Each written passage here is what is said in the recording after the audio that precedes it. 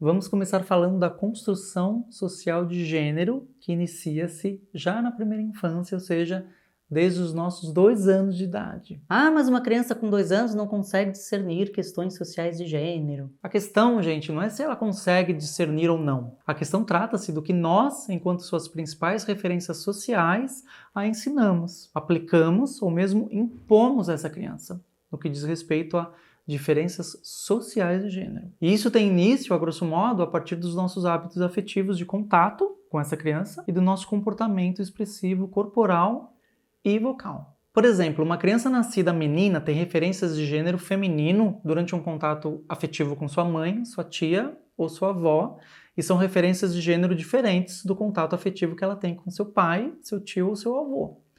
Pessoas adultas mulheres tratam a criança de uma forma outra que pessoas adultas homens. O jeito feminino é, em geral, mais delicado, mais dengoso, a construção vocal é mais delicada, os sorrisos são diferentes, os toques, os abraços e os gestos corporais expressivos são, em geral, mais delicados. Não estou dizendo que o tratamento masculino, por não ser delicado, seja truculento, grosso ou mesmo pior de alguma forma. Não é isso, eu só estou dizendo que o tratamento masculino, o jeito masculino é outro. E transpassando essa ordem de demonstração afetiva que rodeia a criança, temos também uma clara diferenciação de gêneros em aspectos que acompanham a criança diariamente, que são roupas, cores e formas.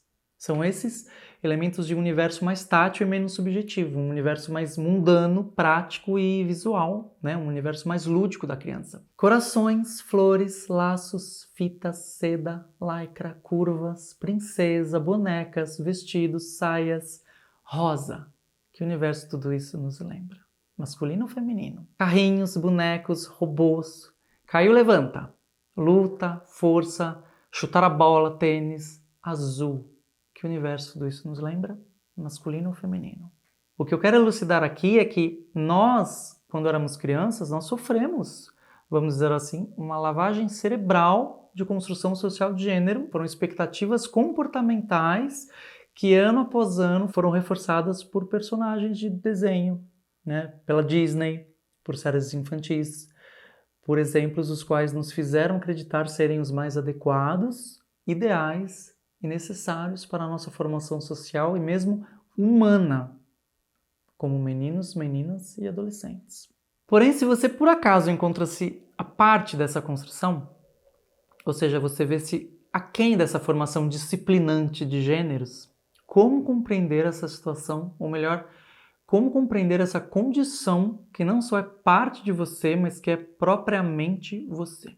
E quando essa noção começa a te rodear, que então você sente-se minoria, sem mesmo entender ainda o que esse termo socialmente representa. Mas você sente-se à margem da norma, à margem da regra, da verdade social e humana que rege o mundo e as sociedades contemporâneas. São percepções que irão, inevitavelmente, gerar frustrações, desilusões, sentimentos de solidão e de exclusão familiar social, uma sensação estarrecedora de deslocamento e de desamparo. Quando você então não se reconhece capaz de corresponder a essas expectativas, ou seja, as expectativas que todas as pessoas que você mais ama depositaram em você, o que é que você acha que acontece aqui dentro?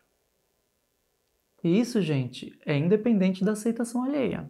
Essa é uma percepção real, porque ela contraria a condução e a condição natural nas quais levaram você a acreditar por toda a sua infância e adolescência.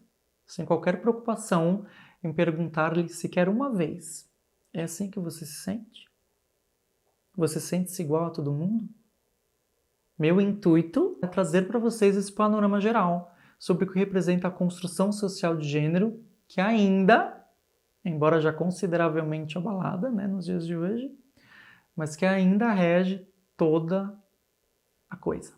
Nossas interações, experiências, hierarquias e intimidades. E é disso tudo, então, que são construídas as expressões de gênero masculina e feminina, com as quais já estamos fartamente acostumados. E são as dinâmicas, performances e desenvolturas de corpo e de voz que definem cada uma dessas expressões de gênero, que serão amplamente abordadas no curso de expressividade trans. Nos vemos lá!